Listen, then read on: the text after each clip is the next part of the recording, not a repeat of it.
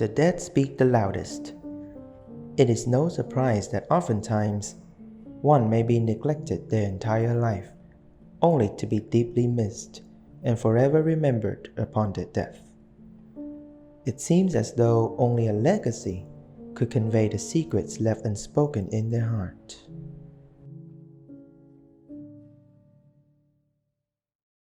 The driver claimed that the woman had run headlong into his car. There's no evidence of alcohol or drug use.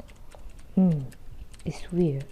The most important thing right now is to notify Mr. Clanton, her husband, has been away for 2 weeks, and that it would take a while to reach him.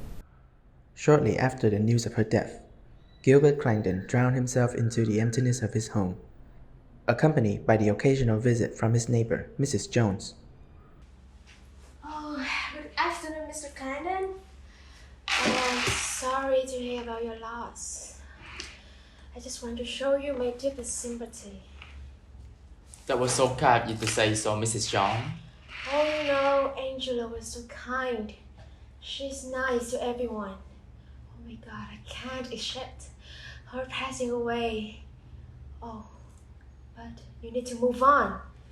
You can marry someone even better. Having children. Yes. I think that your children are waiting for you to bring them the afternoon snacks. Children? 10 children. Oh. But I just want you to know that, Angela, I was in deep sorrow. Sorry, Mrs. Clanton. I better leave. My children are waiting. Oh, my purse.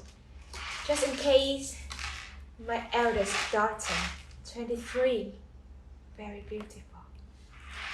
Thank you for coming, Mrs. John. Goodbye. Angela will be missed. Yes, I'm very sorry.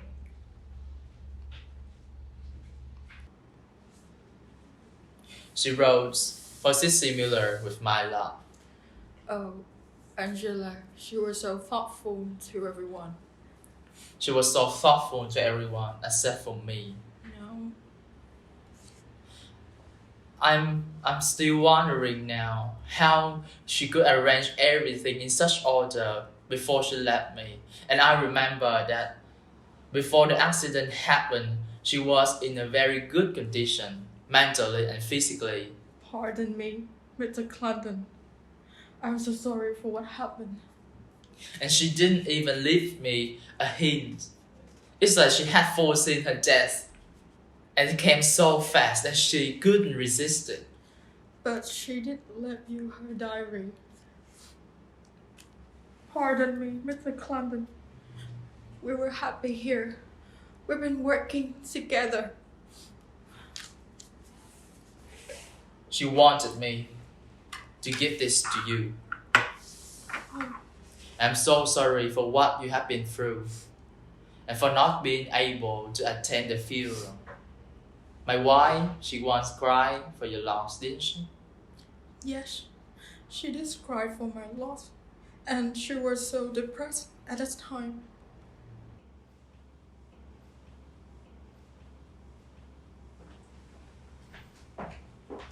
Darling, your letter with Lordship's Jordan wife. Oh my God, what happened? It's Sissy. She called to inform me that she will be out for some day. Her relative funeral.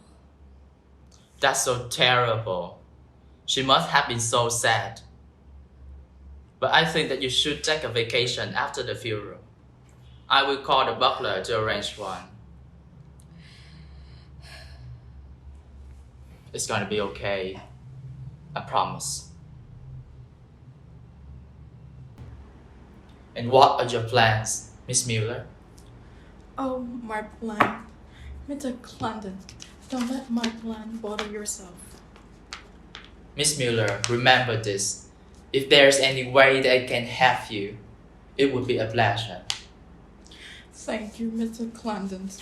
And if there's anything I can help you, remember, I shall fear it. For your wife's sake, it's my pleasure.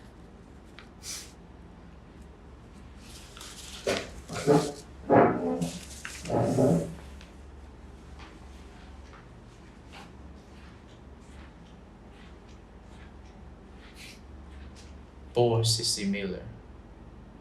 After Sissy Miller's departure, Gilbert gathered all of Angela's diaries to have a read. She never allowed me to read the diaries until she dies.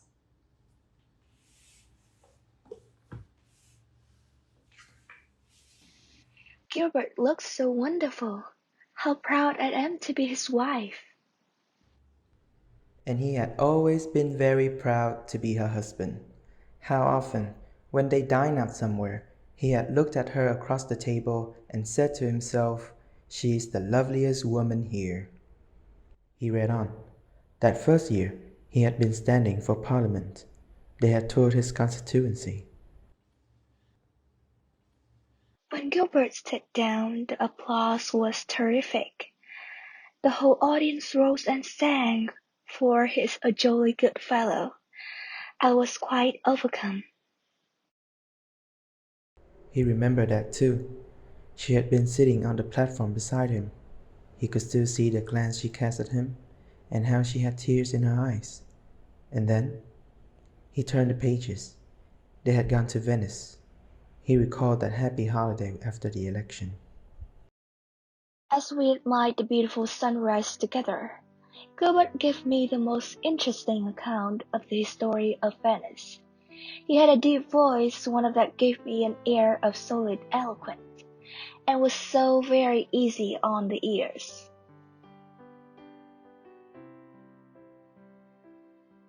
He took me to Polida, the nicest place in town.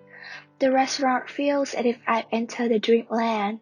The happy chatter, the frequencies, the easy and natural color. From across the table, he gazed at me intently. In those brown eyes was a warmth of an everlasting health, as if they were the wood that could burn with golden flame yet be forever perfectly entire.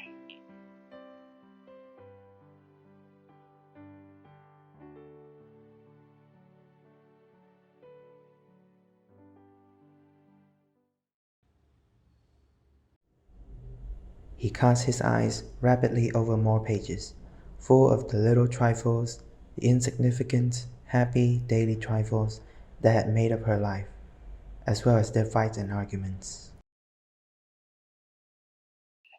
The business of this joint session now being complete, the House is adjourned until 8 a.m. Saturday.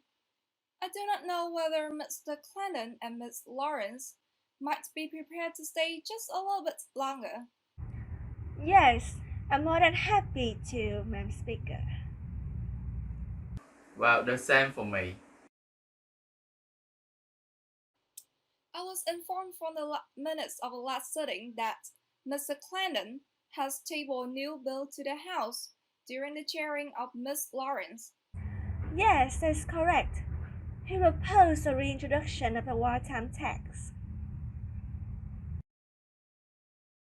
The nature of this bill is quite sensitive during the current climate, Mr. Clandon. You must have been aware of this fact after so many MPs registered opposition. Well, yes. And can I thank Miss Lawrence very much for presiding over the debate. Thank you so much, Madam Speaker. I think that it is important now that we should refrain from taking a traditionalist views these days, which is perhaps a little bit difficult now that Mr. Clandon is nearly 60. Well, I will give your point consideration.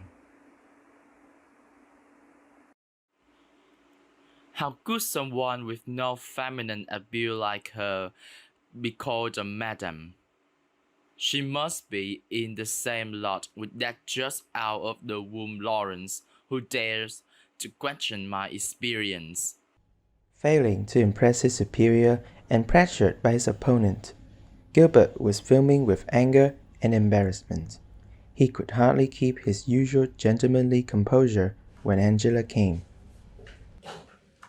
Gilbert, dear, I don't have time, Angela. I'm in the middle of something very important. What could be so important that you could not spare a moment to listen? I'm in a contention for a position in the government. Gilbert, will you please? What is it? It's been so long since we spent quality time together. How about we visit the museum on the weekends? You always say weekend. You never do what you promise. Yes, Angela, I guess that we don't have time for such ridiculous things, do we? Ridiculous? I just want to feel like a married couple. A marriage couple? Yes, we are a marriage couple. But all you care about is your work. And for God's sake, Angela, I work hard so I can sustain the family for us and for you. And if you excuse me, I guess I have work to attend to. God damn it, Angela, you ruined everything.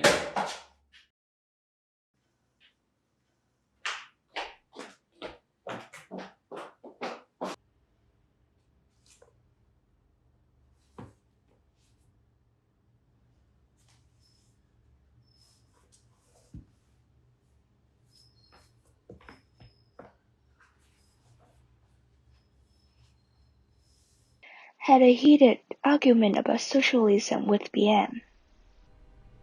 Who's BM? A man?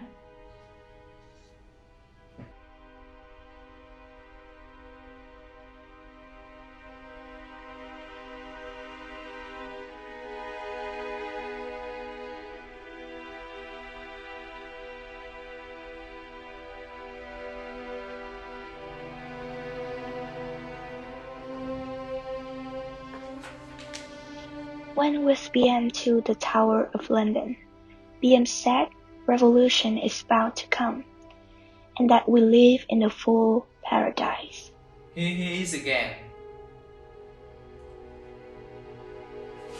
BM said some very disagreeable things about. The name is scratched out. I said I would not listen to any more abuser. Again, the name is scratched out. Could it have been my name?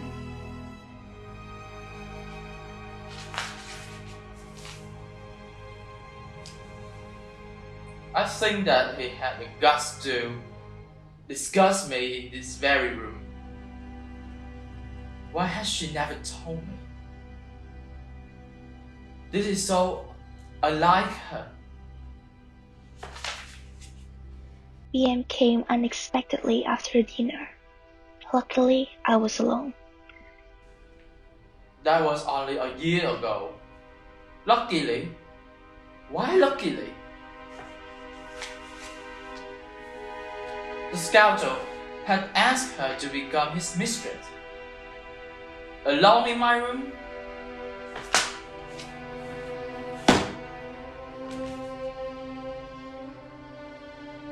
Dear BM, I'm glad that I could meet along with you, but you came so agitated. You say that it was time we understood each other.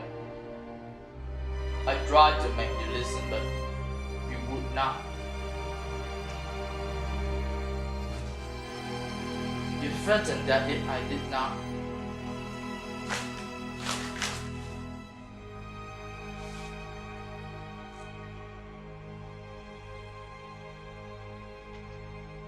Actually,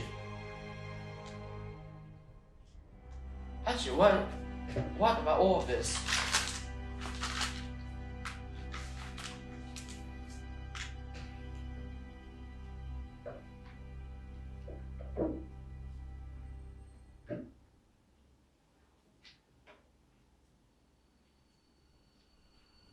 Miss Miller! Cecil Miller speaking. BM! Who is the guy? BM, she was my sister. She? Your sister? Sister?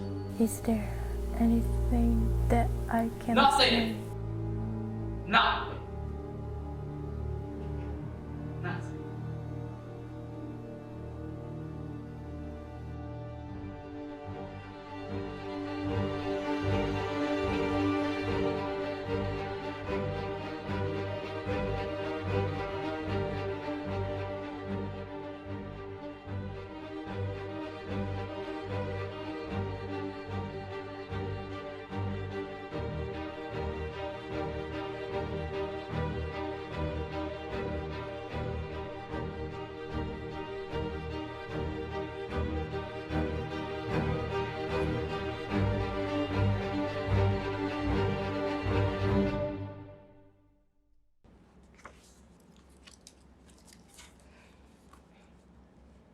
I'm leaving for Egypt. A business trip. But for how long? 3 years. No, you can't do that. Angela, please. When do you have to go? In 5 days. No, you cannot do that to me. I cannot live without you. Angela, dear, listen to me. I have set up everything for us in Egypt. Imagine our life together, just the two of us. No more judgment, no more secrets. And all you have to do is leave him. But I cannot leave him. After all, Gilbert is still my husband. Then what about me? What about me? Am I just an experiment? Or a shameful secret? Or someone you have fun with only to return to be the doll on his hand? Please, Burgess, we can make a vow, a promise to love each other. I'll wait for you to come back. No, Angela, I don't need your words. All I want is you, in flesh and blood. Please, elope with me to Egypt, and we can be free together. Freedom? But all what cost? Gilbert and I are born together by God, and that connection can only be broken by crime against God. Our love is a sin. I will be Christian if I elope with you. A sin? No one has the right to tell us what our love is. Love is love, Angela. And it is the truth that you love me, not that dull Gilbert Clandon. And for once in your life, could you fight for what you want, Angela? Please? No, I can't do it. Angela, you know he cannot love you like I do. Please, at least think about it. My offer still stands, and I will always be here, waiting for you.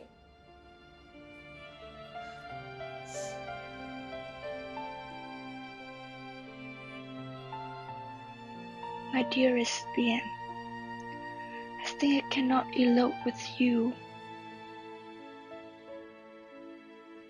Please forgive me. I'm still his wife. I have to stay here. It's my only choice and I cannot change it.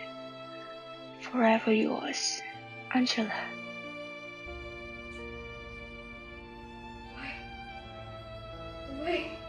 Why?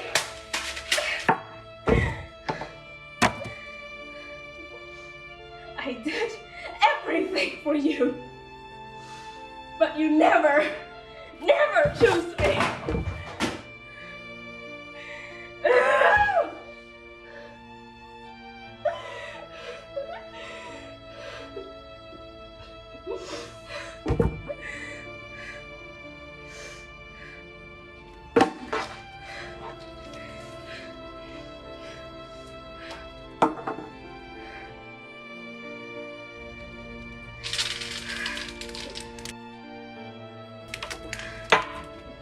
Angela, this is for you.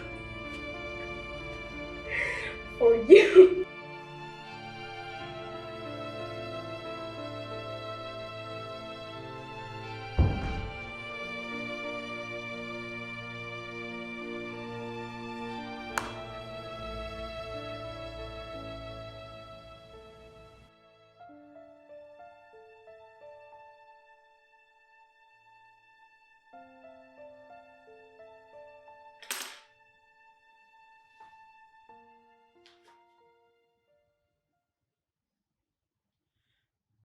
Angela is sissy. She had done what she had threatened. She had done it. Angela, what should I do? No. No, it's not true. It's all because of me. It's all Because of me.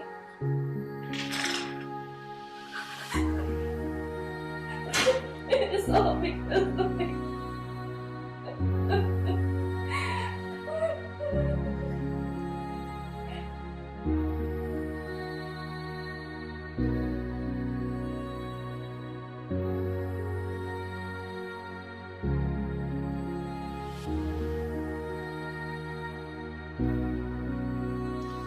Have I got the courage to do it too? I can't live in this world anymore. I can't. Only by your side can I feel that I'm alive. I will be with you.